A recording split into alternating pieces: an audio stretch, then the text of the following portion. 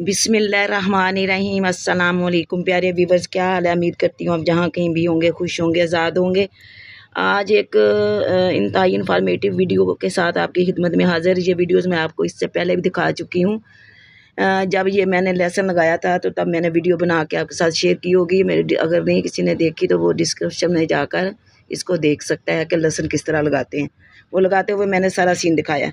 तो आज मैं दिखाने जा रही हूँ कि जिस तरह बाकी फसलें लगाते हैं, ज़रूरी नहीं है कि सब के लिए वो खाद एक जैसी हो। उनको पानी देना, वो मिट्टी तो मिक्स करके डालते ही हैं, बनाते ही हैं उसमें जो फसलें लगाते हैं। जैसे ये देखें सामने आप देख रहे हैं, ये तमाम जो चीज़ें मैंने लगाई हुई हैं, सारे इनको तमाम मिट्टी मिक्स करके मैंने लगाई हुई है। और पानी इनको हर 8-10 दिन के बाद थोड़ा थोड़ा पानी देते रहना। इस तरह ये देखें, ये तमाम चीज़ें जो होती हैं जिस तरह चलती हैं।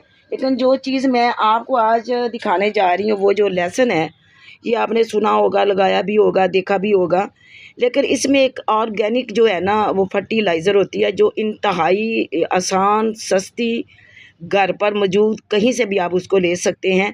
तो उससे ये लेसन जो है ना, कहते हैं ना दिन दुगनी रात चुगनी तरक्की हो जाती है। तो उसका जो तरीका है वो आज मैं आपको अपनी वीडियो में दिखाने जा रही हूँ।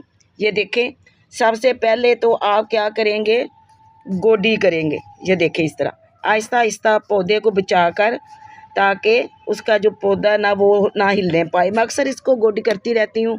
गोडी करते हैं, फिर उसके दूसरे दिन उसको पानी देते हैं।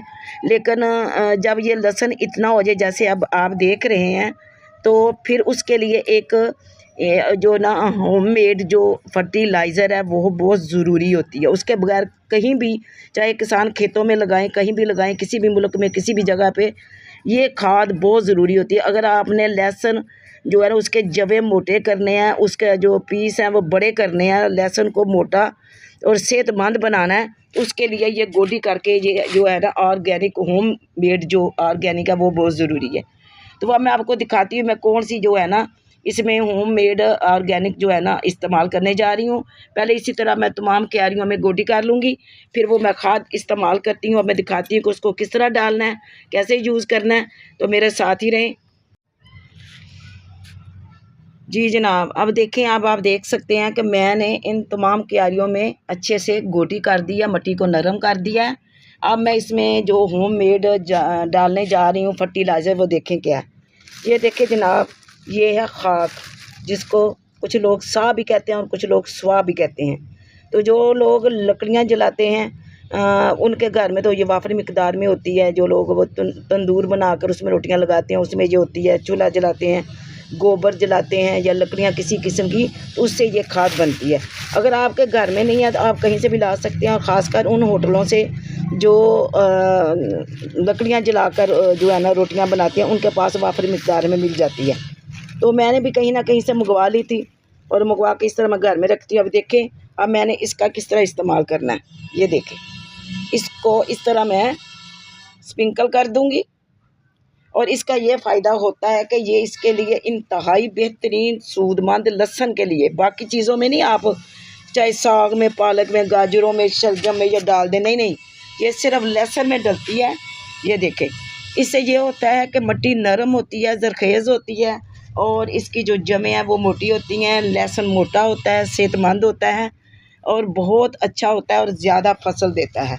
ये तकरीबन हर 15 दिन के बाद गोडी करके, तो जब लहसुन इतना हो जाए जैसे आप सामने देख रहे हैं, जब इतना इतना हो जाए तो आप इसको 15 दिन के बाद गोडी करके इसमें ये स्प्रिंकल कर दें, ये खाक स्वा जिसको कहते हैं। और उसके अगले दिन जो है ना आप इसमें पानी देंगे, इसको फिर फौर पानी नहीं देंगे, इससे अगले दिन इसको पानी देंगे। ये देखें जी, अब मैंने आपके सामने ये सारा स्प्रिंकल कर दिया है और इंशाअल्लाहुल अज़ीज़ कल मैं जो है इसको पानी दूंगी। क्यों जी, ये अब आपने देख लिया तरीका। अब आप इस तरीके से घर में क्यारी बनाकर या टोकरियों में लहसुन लगाकर, कुछ लोग लगा तो लेते हैं, लोग कहते हैं कि हमारा लहसुन नहीं हुआ, बारीक बारीक रह गया, मोटा नहीं हुआ। तो जब फसल लगाते हैं तो उसकी हिफाजत भी करते हैं, उसकी एहतियात भी ज़रूरी है। वक्त पर गोडी करना, वक्त पे पानी देना, वक्त पे ख्याल करना, ये तमाम चीज़ें इसमें शामिल हैं।